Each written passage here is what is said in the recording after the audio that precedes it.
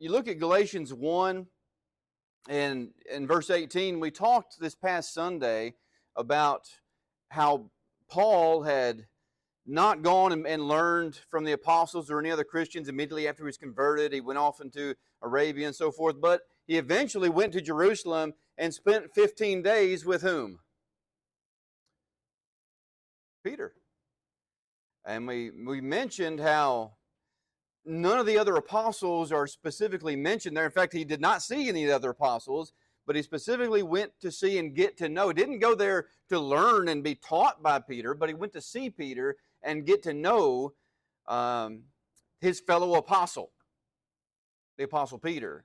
And we mentioned how it appears even at that time that he was a well-known, even among the apostles, he was well-known. Peter was. And he had a strong reputation. And I briefly noted how we know a lot more about Peter than we do many of the other apostles. So I want to take a little bit of time tonight to talk about some of those things, about things that we know about Peter and how we can learn from his life. Much more so than most of the other apostles, we get to know Peter a little bit. So let's talk about it. Now, I want to briefly mention, but I don't want to go into this point deeply because I'm saving it. It's Galatians 2, so we're going to get there very, very soon.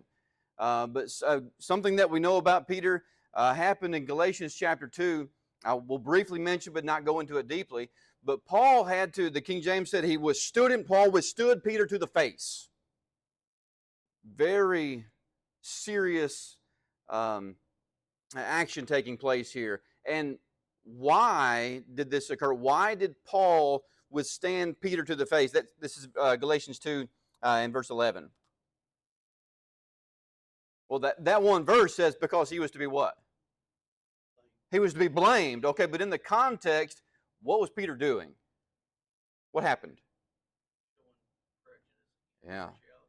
Some partiality, a little bit of racial prejudice versus Jews and Gentiles. You remember how Peter had been in full fellowship with the Gentiles, but then those Jews who claimed to be from James had come.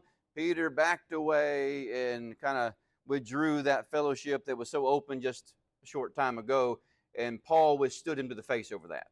Okay?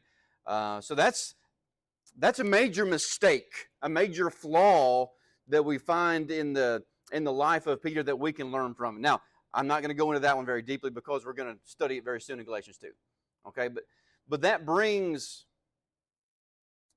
it to the question I want to present to you, and I want you to tell me some things that you know about Peter concerning, we just noted, and we'll study it soon in the text, a serious mistake that Peter made. And we know of other mistakes that Peter made. Give me some examples, and let's talk about them. Okay, cut Malchus' ear off. Let's go look at that. John, first of all, let's read Matthew, then we'll go to John in a minute. Let's read Matthew 26, verses 50 through 54. Matthew 26, verses 50 to 54. We'll see if y'all, I wrote down several examples in the text here. We'll see if y'all get all the ones that I have written down or if you add another one that I didn't think of. But we'll start with this one. I had this one in my notes. Matthew 26, who's got verses 50 to 54?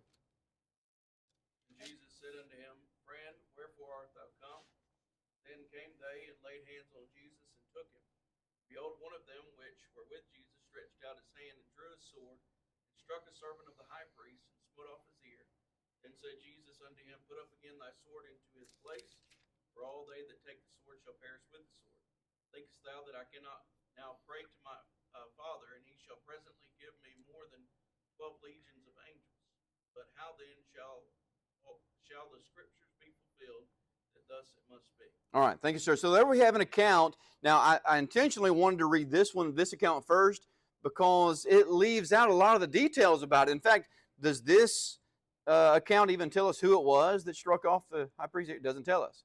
Doesn't tell us who the high priest was. It doesn't tell us which ear. It doesn't give us any of that information, but it gives us just the basic events of what happened there without much detail. But now let's go over to John. John 18, verses 7 through 11.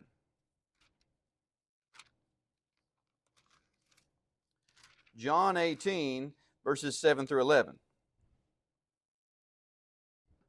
Then asked he them again, Whom seek ye? And they said, Jesus of Nazareth. Jesus answered, I have told you that I am he.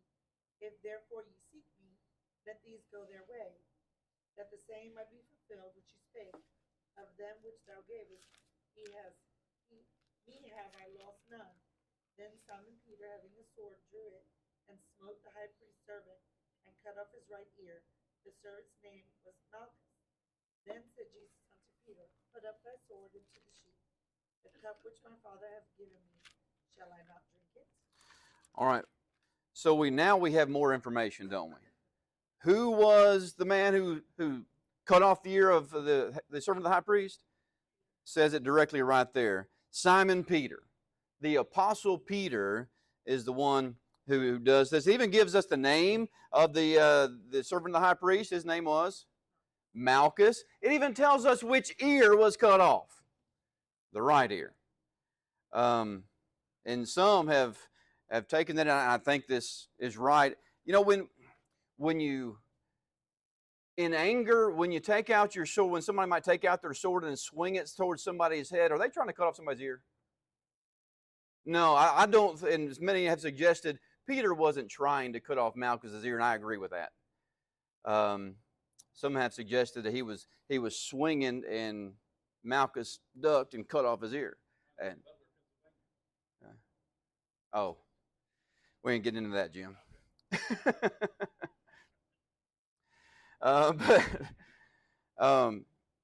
But yeah, he cut off the ear, probably trying to kill Malchus in this moment of heated anger because the Lord is being arrested. He's just been betrayed by one of his own apostles. We didn't read that section of it, but where we picked up reading was right after Judas had kissed him and to identify who Jesus was, and now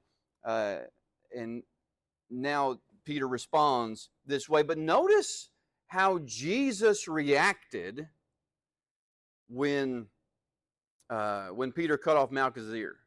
What did Jesus do? We read his word, Jesus' words recorded in Matthew. We read them slightly different wording, but still the same concept, obviously, but different details given in each one.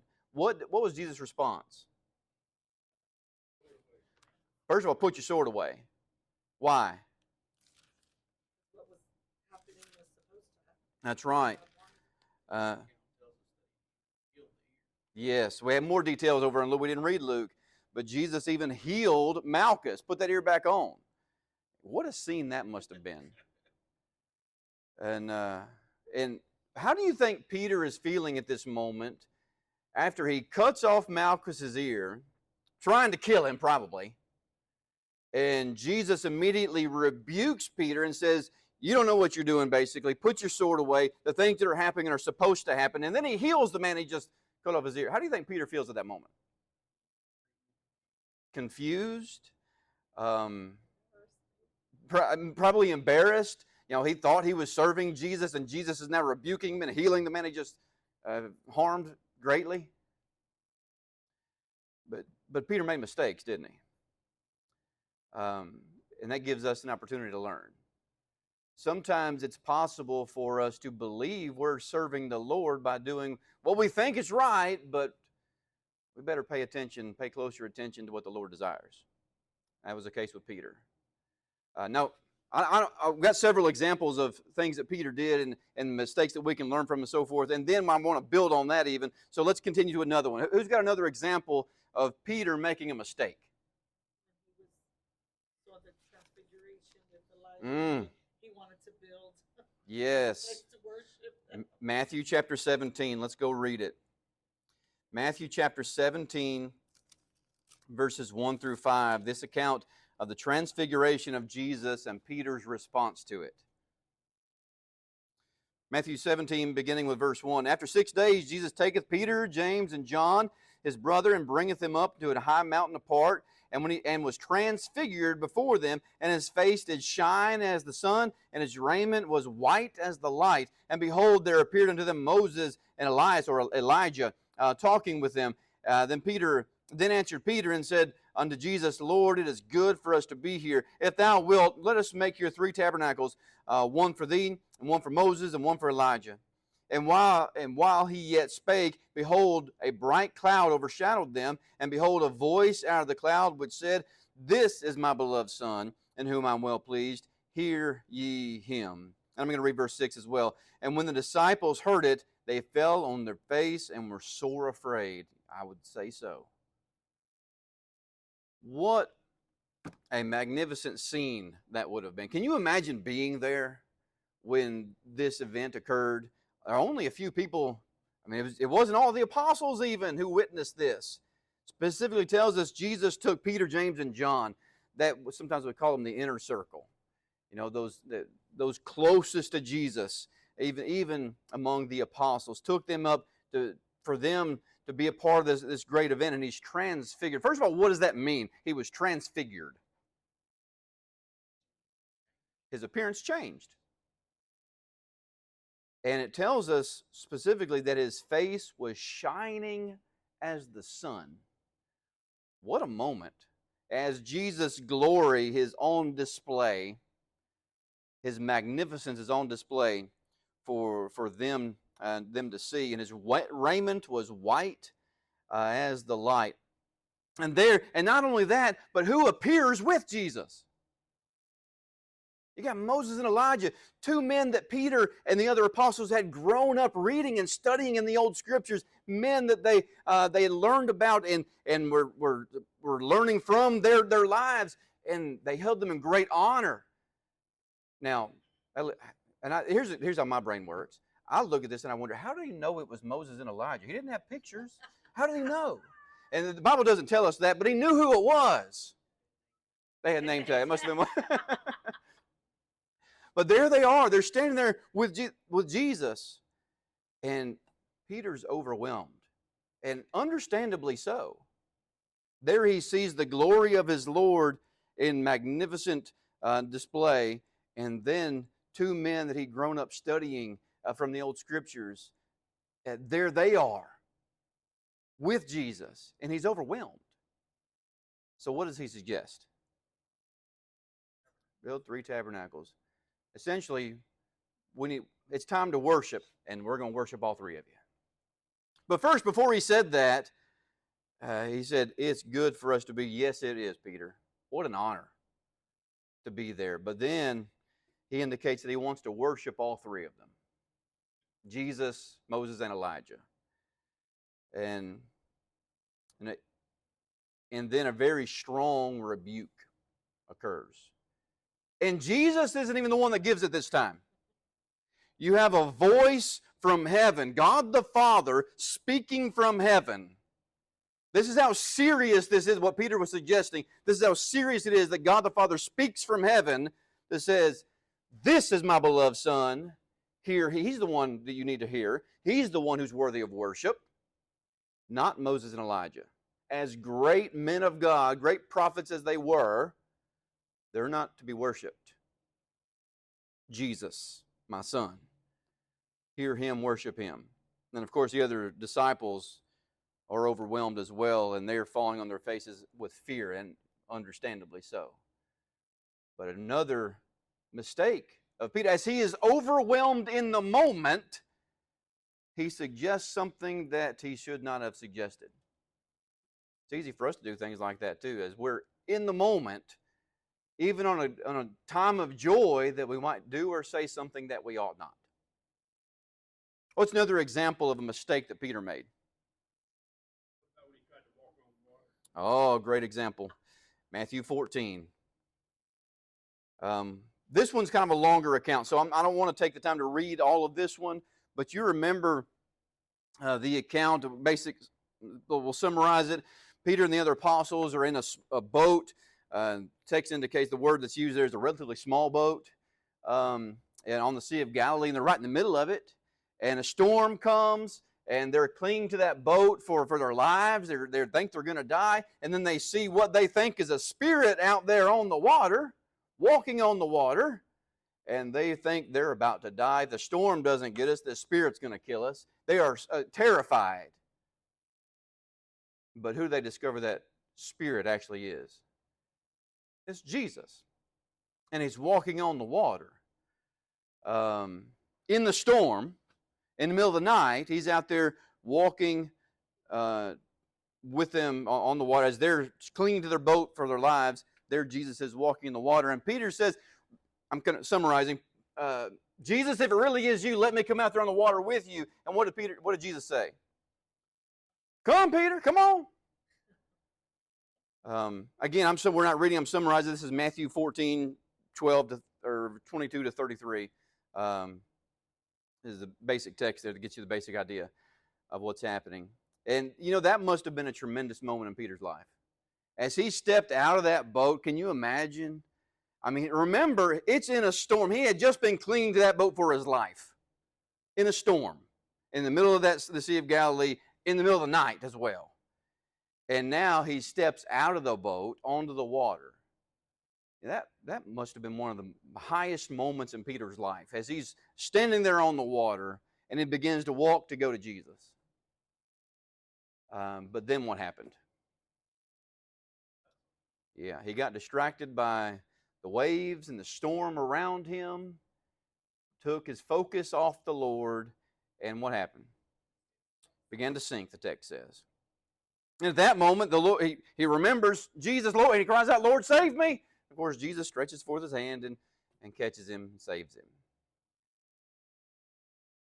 What's interesting to me about that is one of the greatest moments and displays of faith immediately followed by a lack of faith.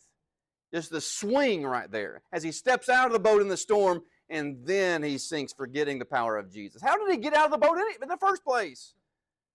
Because of Jesus, and there he is going to Jesus, and he begins to sink. Obviously, the exact same thing doesn't happen to us, but there's a similarity sometimes of what happens to us. Sometimes we're growing closer to our Lord. We have faith in Him, and we're even getting closer and closer to Him as we walk to Him, so to speak. But something happens in our life, a distraction, a storm of life occurs, and we get distracted and we forget where the power of God is. It's not with us, it's with Him. Another mistake of Peter. What's another example? We've got 15 minutes left. When he fell asleep, and that wasn't only Peter, was it? That was the other Peter and John as well. He fell asleep. Boy, I didn't write that one in my notes, but that's a good example. They had a job to do, didn't they? And they were supposed to be there watching and praying with Jesus in the garden. And is it easy for us to forget our task and to the flesh is weak, that sort of thing? To get distracted by and forget what the most important thing is. Jesus was there preparing for and praying about His death. Something that would change the course of time, that would establish the church. Clifton just talked about, the temple and the tabernacle as pictures of the church and how tremendous that is. Well, that's what Jesus was praying and preparing for there in the garden. And they were supposed to be there with Him, watching and praying. They fell asleep. Sometimes it's easy for us to fall asleep in our spiritual walk. Good example. What's another one?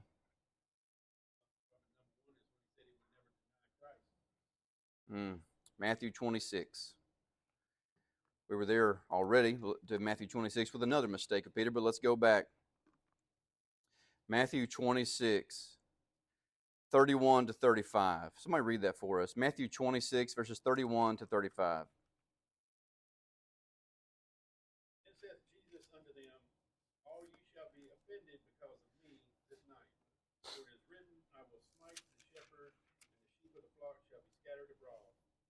But after I am risen again, I will go before you into Galilee. Peter answered and said unto him, Though all men shall be offended because of thee, yet will I never be offended. Jesus said unto him, Verily I say unto thee, that this night before the cock crow, thou shalt deny me thrice. Peter said unto him, Though I should die with thee, yet I will not deny thee. Likewise said all the disciples. All right, we'll stop the reading there, but of course that continues on through the chapter, and we find that Peter did just as Jesus said he was going to, denied him 3 times that very night. But Peter said he would die, for he would never deny Jesus. He would never be offended because of Christ. But within hours, he denied him 3 times, just as Jesus said that he would. And you remember, again, we're not taking the time to read it, just kind of summarizing, but you remember after that 3rd time and that rooster crowed, and Peter remembered and looked at Jesus, and they made that eye contact. How do you think Peter felt? And it tells us what he did. What happened? He wept. You think about the overwhelming shame as Peter remembers. Suddenly, Jesus told me I would do this, and I was adamant that I would die before I did. I just did it. You know, that should be a reminder to us of how, you know, we strive every day to live a faithful life, and maybe we even claim I would die for my Lord, and I'll never give up the faith. In a moment of weakness, even an apostle of Jesus did that. Maybe we never think ourselves greater than that, but always be dedicated in every moment of our lives and not forget. I have one more in my notes I want to take note of. Let's go to Matthew 16. Matthew 16, where Peter actually rebuked Jesus. This one blows my mind, because Peter tried to rebuke Jesus. Let's read it. Matthew 16, 21 to 23.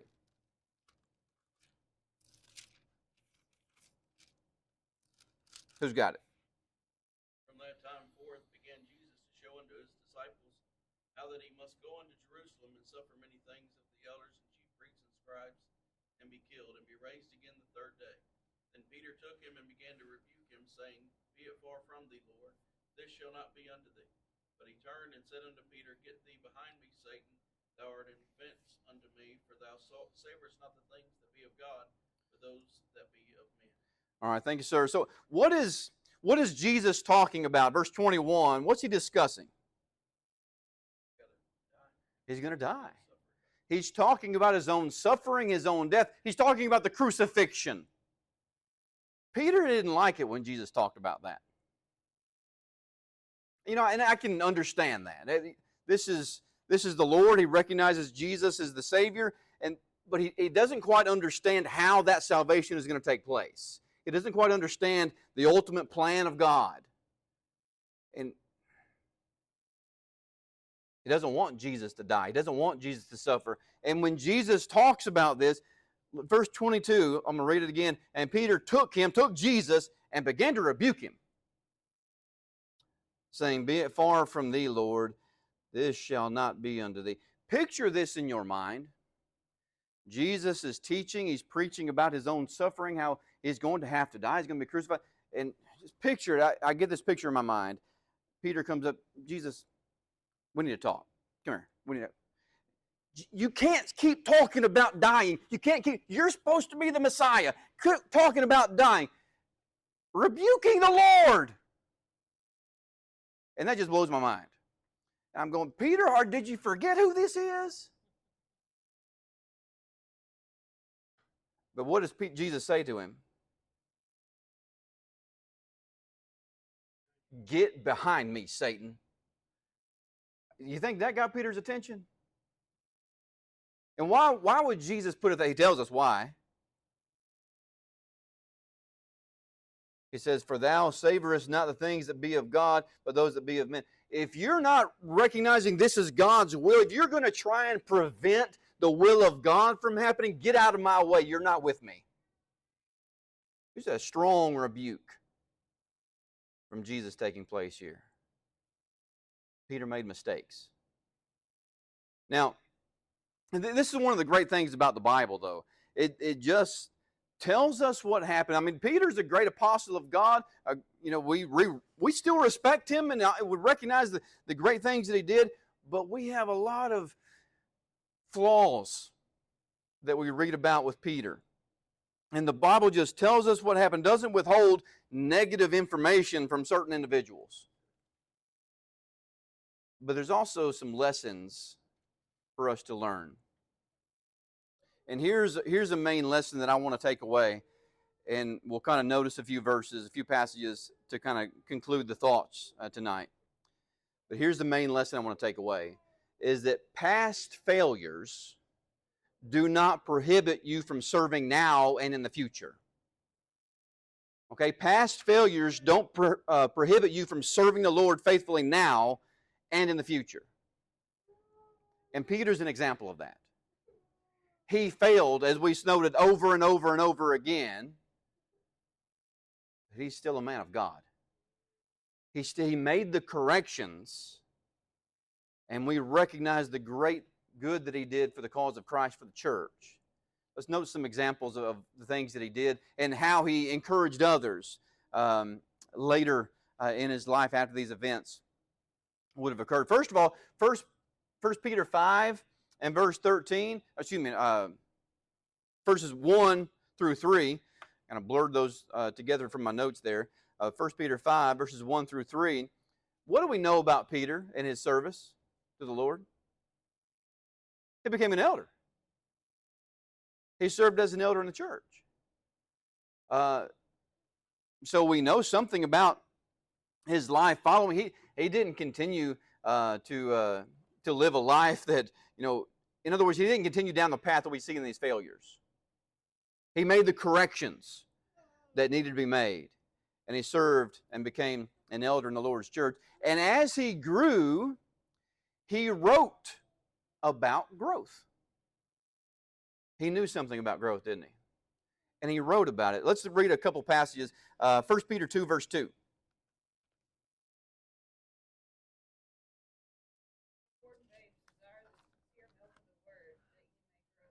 That's a passage that we all are familiar with. But remember who's writing this. The Apostle Peter. Someone who knew the need of growth. Someone who had made many mistakes in life. And, unlike Peter, we make a lot of mistakes, but ours aren't recorded in the Bible. We make mistakes, but he had a lot of his recorded in the Bible for everybody to read about. So he knew something about growth and the need to continue to grow and the need to desire that sincere, pure milk of the Word so that we can grow. Just like that newborn baby has a natural desire for milk, we should have a natural desire for the milk of the Word and to grow through that. Also, let's read, as Peter wrote about growth, 1 Peter 3 and verse 18. 1 Peter 3, verse 18.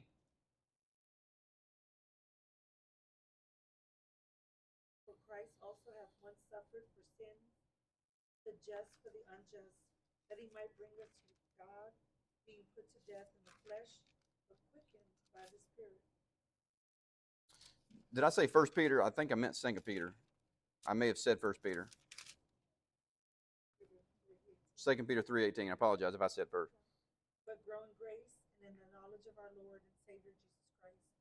To him be glory both now and forever. Thank you, ma'am. But grow in the grace and the knowledge of what? And Peter knew something about that and the need for that. Now, kind of summarize this next text because it's a lengthy one. 2 Peter 1, verses 1 through 10, we read about what we call the Christian graces, adding to your faith, and we go through the list there. For time's sake, we're not going to go through it. But you skip on down to verses 12 through 15. He talks about the need to put those brethren in remembrance, to remind them constantly of these things. he knew something about the constant need to be reminded, didn't he? Sometimes he forgot, and sometimes he did things he didn't need to do and said things that he should not have said and so forth. And we can relate to that. But he, and in his later years as he's writing these letters, he saw the need to constantly remind his brethren about the need to grow and to be faithful and so forth. And you go back to 1 Peter 4, verses 15 and 16, he even talked about the suffering that Christians would endure. If you're going to suffer don't suffer as an evildoer. If you suffer because you did something wrong, there's no glory in that. But if you suffer because you're a faithful Christian and somebody's persecuting you, okay, God's glorified in that. And Peter describes and reminds his fellow Christians about that, 1 Peter 4, verses 14 and 15. I want to read one more passage, and then we'll close it.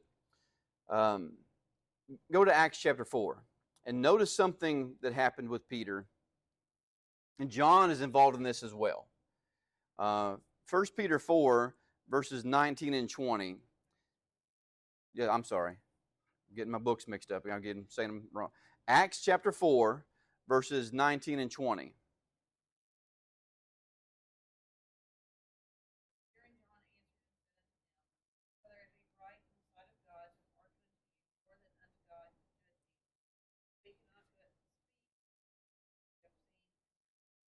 Remember the context here. Peter and John are preaching Jesus, and they're being threatened because of it. They're being threatened physically. They're being threatened with prison time. It would have been very easy for them to have a change of heart and say, you know what, maybe we'll just, back down a little bit from this. Remember, Peter had previously, in the face of those who were accusing him of being a follower of Jesus, we talked about it earlier, what did Peter do? He denied Jesus 3 times. Now he's preaching Jesus, and he's being threatened directly because of what he's saying about Jesus. And what do he and John say?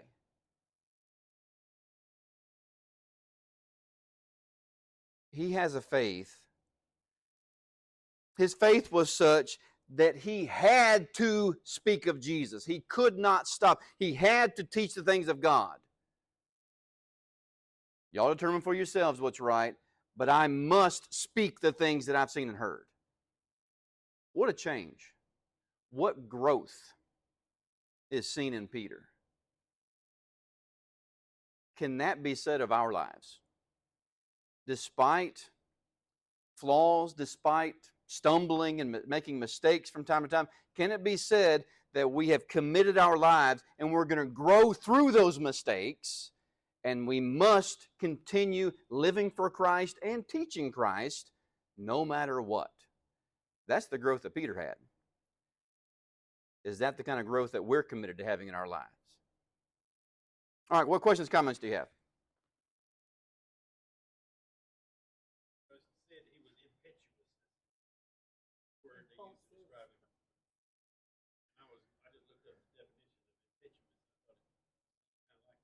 All right, let's read it. Impetuous means acting quickly, without thought, often driven by emotion rather than careful consideration. It describes behavior that is impulsive and can lead to rash decisions. And that was Peter. And that was the reason he did a lot of the things that we just read about. But it also led to some good qualities. For example, one example that comes to mind is when Jesus said, "Whom do men say that I am, and who do you say that?" Who was it that spoke up first and was quick to respond? Well, that was Peter. Sometimes it was a good quality, and sometimes it got him into trouble. But we got to learn how to control those things, don't we?